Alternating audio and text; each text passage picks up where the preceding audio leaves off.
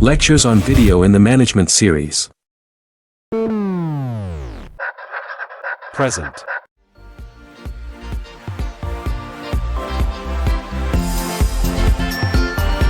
Market Analysis.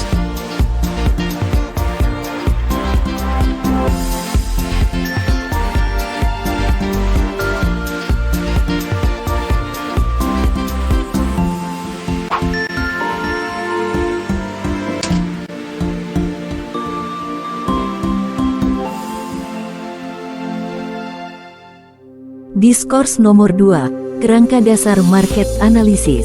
Pendahuluan, mempelajari pasar secara detail dengan menggunakan kerangka analisa pasar, akan diperoleh gambaran tentang peluang yang belum dimanfaatkan untuk dijadikan pedoman dalam menghitung keuntungan yang bisa diperoleh dari investasi pada pasar tertentu, biaya-biaya terkait dengan masuk dan keluar pasar, identifikasi tahapan dan ke arah mana pasar saat ini, serta bagaimana perkembangan atau titik jenuhnya.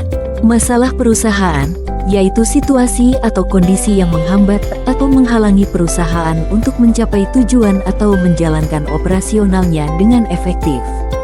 Secara umum untuk mengatasinya diperlukan analisa dan pemecahan masalah yang sistematis yang dimulai dari identifikasi masalah, pengumpulan data, analisa data, penyajian informasi, dan mengambil keputusan yang tepat untuk solusi yang efektif.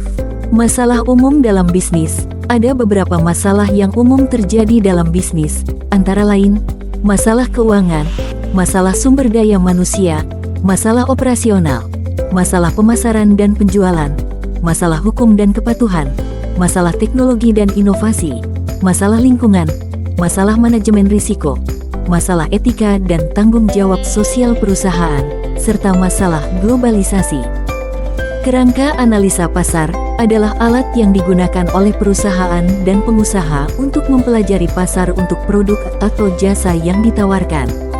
Ada 3 model peralatan pada kerangka analisa pasar yang penting dan umum digunakan, yaitu Porter Five Forces Model, SWOT Analysis, PEST dan PSTEL, yakni singkatan dari Political, Economic, Social, Technological, Environmental, dan Legal. Model 5 kekuatan Porter adalah model kekuatan kompetitif yang terdiri dari 5 faktor, yaitu 1. Adanya persaingan kompetitif antar pemasok, 2. Ancaman pendatang baru di pasar, 3. Kekuatan tawar-menawar pembeli, 4. Kekuatan tawar-menawar pemasok, dan 5. Ancaman produk pengganti yang di dalamnya termasuk juga perubahan teknologi.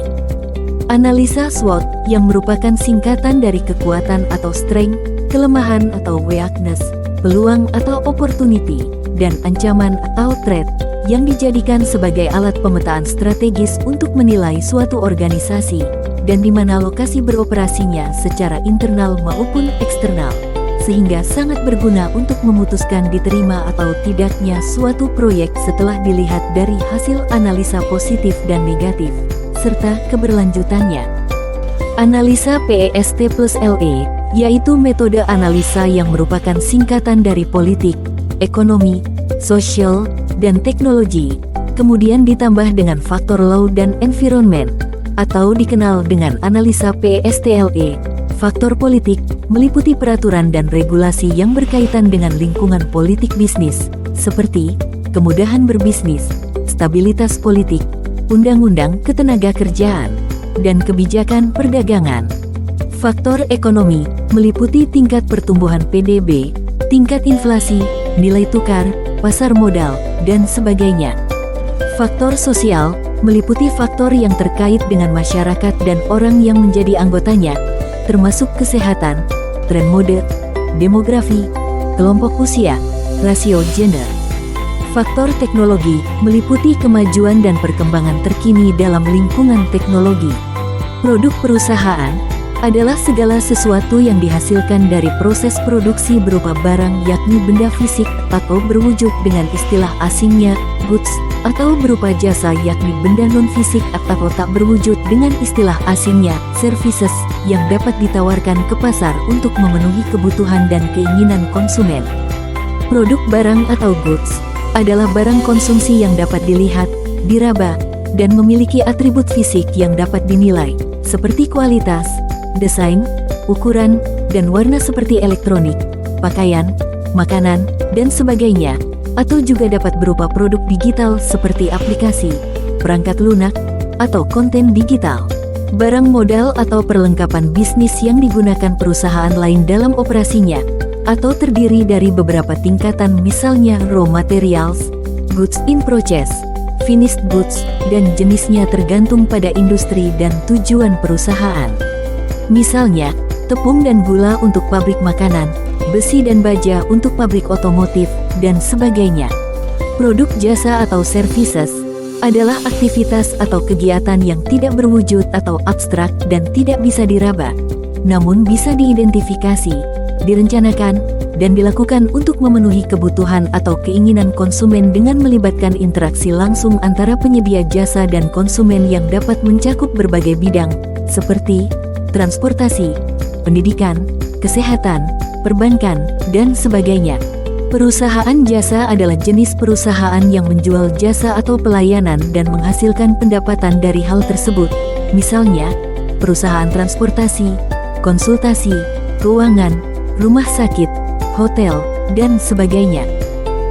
Deskripsi pasar adalah tempat atau mekanisme dalam bentuk fisik atau lingkungan virtual yang memfasilitasi terjadinya pertemuan dan pertukaran barang, jasa, atau aset ekonomi antara penjual dan pembeli untuk melakukan transaksi jual beli barang atau jasa dengan memperhatikan elemen kunci berikut. 1. Tempat atau platform fisik seperti toko, pasar tradisional, atau pusat perbelanjaan, dan platform online seperti website, e-commerce, bursa saham, dan lainnya. 2. Penjual, yakni yang menawarkan produk, dan pembeli, yakni yang mencari dan membeli produk. 3. Produk fisik dan non-fisik, atau ekuitas seperti saham. 4. Pertukaran atau transaksi, seperti aktivitas tukar-menukar nilai dalam bentuk uang atau aset produk yang ditawarkan. 5. Interaksi antara penawaran, yakni jumlah produk yang tersedia, dan permintaan, yakni jumlah produk yang diinginkan. Kondisi pasar, yaitu situasi dan faktor-faktor yang mempengaruhi penawaran dan permintaan produk di pasar tertentu, termasuk faktor ekonomi, seperti harga, volume penjualan, dan preferensi konsumen, kemudian faktor persaingan, sosial, politik, dan lingkungan yang dapat mempengaruhi operasional pasar. Faktor-faktor yang mempengaruhi tersebut, antara lain, permintaan, penawaran, harga, preferensi konsumen, tren pasar, teknologi, persaingan, regulasi, kondisi ekonomi, kondisi sosial dan budaya, kondisi politik dan hukum, dan kondisi lingkungan. Rencana pemasaran, yaitu dokumen tertulis yang merinci tentang rencana strategis dan taktis yang harus diambil untuk digunakan perusahaan dalam usaha mencapai tujuan pemasaran, seperti promosi produk untuk meningkatkan penjualan, pencapaian target pasar, dan perolehan keuntungan.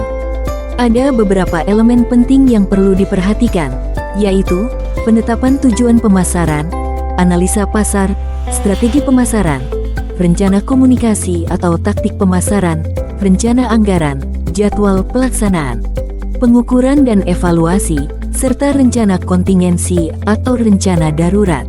Bauran pemasaran atau marketing mix adalah konsep dasar yang digunakan dalam pemasaran untuk merujuk atau merinci elemen-elemen yang digunakan atau dapat dikendalikan oleh perusahaan untuk mencapai tujuan pemasaran, yaitu mempromosikan dan menjual produk. Pertama kali diperkenalkan oleh Ann Borden tahun 1949, dikembangkan oleh E.J. McCarthy menjadi 4P tahun 1960-an, dan di awal abad 21 ditambah menjadi 7P, yaitu 1. Produk atau products, 2. Harga atau price, 3. Promosi atau promotion, 4. Distribusi atau tempat atau place, 5. Sistem atau process, 6. Fisik atau lingkungan atau fisikal, dan 7. Kepemimpinan atau people. Penutup, seberapa hebat suatu ide atau produk, tetapi produk-produk tersebut mempunyai serangkaian pasar yang perlu diidentifikasi, sehingga perusahaan atau merek atau brand dapat melihat potensi mereka sepenuhnya. Meluncurkan suatu produk atau merek di pasar yang salah dapat merugikan merek dan perusahaan. Jadi peran kerangka analisa pasar sangat dibutuhkan sebagai suatu metode untuk memahami posisi mereka di pasar dibandingkan pesaing lainnya.